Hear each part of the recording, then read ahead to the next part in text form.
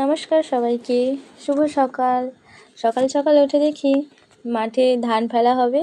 তার জন্য মা যে দুদিন আগে থেকে যে ধানগুলো গজা হওয়ার জন্য রেখেছিল সেগুলো গজা হয়ে গেছে, তার সেই বড় বেলায় করে তুলছে মাঠে নিয়ে যাবে বলে।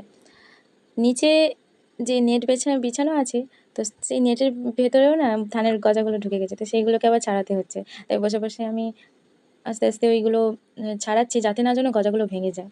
ভেঙে গেলেও তো আর হবে না, তার জন্য তো আস্তে আস্তে করে ছাড়াচ্ছি আমি।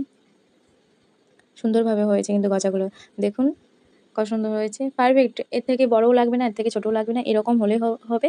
এর থেকে বড় হলে কি হবে, ভেঙে যেতে পারে, ছড়াতে অসুবিধা হতে পারে, ধরতে তুলতে অসুবিধা হতে পারে। তো এরকমই ঠিকই আছে। আর পাশে যে খড়গুলো, ওগুলো হচ্ছে যে ধানের উপরে চাপা দেওয়া হয়েছিল যাতে ধানগুলো গরম রয়। দেখি মাঠে যাই এবারে। সামনে মা গেছে মাঠের দিকে। রাস্তার অবস্থা তো বেহাল, বৃষ্টি হয়েছিল তার জন্য। আমাদের এখানে অনেক গাছ, অনেক জঙ্গল টাইপের চারিদিকে, কিন্তু এই জঙ্গলে ভূত নেই, কারণ কোনোদিন দেখিও নি আর শুনিও নি, তার জন্যই বলছি যে ভূত নেই।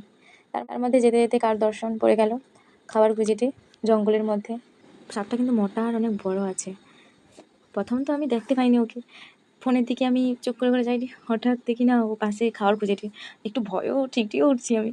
যাই হোক, আমি ওকে কিছু করিনি, কারণ ও মানে আমি যতক্ষণ না ওকে কিছু করিনি ততক্ষণ পর্যন্ত ও আমাকে কিছু করবে না, এটা আমি জানি, কারণ ও খাবার খুঁজেটি, খাবারের সন্ধানেও আসছে। তো আমি ওকে যতক্ষণ না কিছু করবো ততক্ষণ ও আমাকে কিছু করবে না। এই জঙ্গলের মধ্যে তো ওদেরই বাস থাকারই কথা, আমাদের তো আর না। তো ও জঙ্গলের ভিতরে গেলেও আমিও চলে যাবো এবারে। ওরা কিছু কাউকে অত সহজে কিছু বলে না। আমি চলে এসেছি সামনে, এমনিতেও মাও যাবে, মার সামনে দাদাও আছে। এই যে মা যাহাটে, আর এদিকে অন্য লোকেদের ভেড়ি বাগান। আমাদের এখানে চাষবাস সবাই মোটামুটি করে, সবাই করে, মোটামুটি না সবাই করে। এই মাঠটাই হচ্ছে যে ধান ফেলা হবে। তো দাদা ফেলবে যদিও, তো কারণ আমি আর মা তো ফেলতে পারি না, তাই দাদাই ফেলবে। আর ঘরে তো বাবা নেই, বাবা থাকলে বাবা ফেলতো, তাই জন্য দাদা ঘরে আছে, দাদাই ফেলেটি। মানে তো পারিনি, প্রথমেই বলিটি। আর এই তলাটাকে না আমাদের এখানে বলে প্যাচকা তলা, যেটা রোয়ার সময়, ব্যান্ড ভাঙার সময় ভালো হয়, ব্যান্ডটা তুলতে ভালো হয়। তার জন্য এটা যে কেউ পারে ব্যান্ড ভাঙতে, এই তলাটা আর কি। আর কাঁকড়ি তলা একটু শক্ত হয় টানতে, তার জন্য সবাই পারে না এটা। এই তলাটা সবাই মোটামুটি পারবে ব্যান্ডটা ভাঙতে। আর তলাতে না জল, হালকা করে জল থাকলে ধানটা ফেলতে ভালো হয়, কারণ জল থাকলে তোমার মাটিতে সুন্দরভাবে বসে যায়। আর জল না থাকলে তখন ধান ফেললে না, মাটি হয়তো কখনো কোন ধানের গজাটা নিচু হয়ে পড়ছে, কোনটা হয়তো গেঁদে যাচ্ছে মাটির ভেতরে একটু বেশি হয়ে, এইভাবে একটু হতে পারে। তো জল থাকলে, অল্প যদি জল থাকে, সব ধান সমানভাবে পড়বে, জলের উপরে মাটির উপরে সুন্দরভাবে পড়ে যাবে। তার জন্য কোনো সমস্যা হবে না, জলটা রাখাটাই ভালো। এই জলটাকে তো আবার বার করেও দিবে, কারণ প্যাঁচকা তোলাতে এতটা জল লাগবে না, তার জন্য জল বার করেই দিবে। এই যে এদিকেও অনেকে ধান মেরে দিচ্ছে, কয়দিন বোধহয় হয়েছে। এইভাবে আমাদেরও হবে, এরকম অতটা জল রাখা হবে না, এরকমই হালকা হালকা জল থাকবে, এইভাবেই করা হবে। আর এইদিকে এই মাঠের কোথাও অনেক দিন আগে থেকেই মেরে দিয়েছে, কারণ সবুজ হয়েছে, ছোটো ছোটো করে সবুজ গাছ বেরিয়েছে, অনেকদিন আগেই মারিয়ে দিচ্ছে। এইভাবেই আমাদের বাড়িতেও হবে, এদেরও বোধহয় 2 দিন হলো সবে ধান মারছে।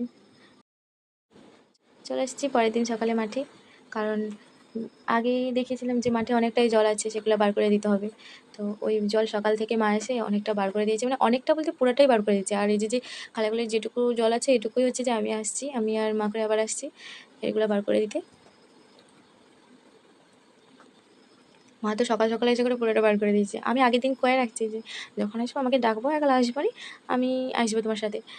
তো মা ডাকিনি, আর আমি বোধহয় ঘুমিয়েও থাকলে সকাল সকাল মা চলে এসেছে। এবারে আমি যখন আসছি, এখন মা আর আমি করে আসছি, আবার যেটুকু জল জমা হয়েছে সেটুকু জল বার করানোর জন্য। এই যে গাড্ডাগুলোয় অনেক জল জমা আছে, এগুলোও হালকা হালকা জল আমি বার করে দেবো, তারপরে বাড়ি চলে যাব। অনেকটা জল বার করে দিচ্ছি, আবার জল জমা হবে। চলুন দেখি আর কোথায় জল জমা আছে নাকি, দেখা যাক।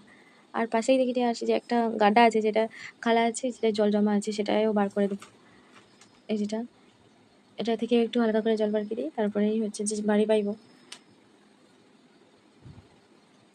সেদিকে মা গরুগুলো ঘাস খাবে, আর হয়তো একটা মাস ভালোভাবে ঘাস খাইতে পারবে মাঠে, তারপরে তো আর মাঠে রোয়া হয়ে যাবে, তখন আর মাঠে আসতেও পারবে না। এটা হচ্ছে আমার আর আমার মার টেকনিক, মানে যেগুলো হচ্ছে যে বেশি বেশি জল জমা আছে সেগুলোকে এরকম লাঠির সাহায্যে একটু হালকা হালকা গাড্ডা গাড্ডা করে দিয়ে করে বড়ো গাড্ডায় জলগুলোকে গড়িয়ে নিয়েছে টেকনিক করে লাঠি দিয়ে। এরকম করার পরে জলটা যেটা অল্প অল্প করে আসতে হলো তো সেটা এবার তাড়াতাড়িও আসতে এবারে শুরু করছে। আর যেটুকু জল জমা হয়েছে ওইটুকু বার করে দিয়ে করে এবারে বাড়ি পালি। আর আজকের ভিডিওটা এতদূর পর্যন্ত। ভিডিওটি ভালো লাগলে একটা লাইক, একটা কমেন্ট আর একটা শেয়ার, সাবস্ক্রাইব করে আমার পাশে থাকবেন। টাটা আজকের মতো।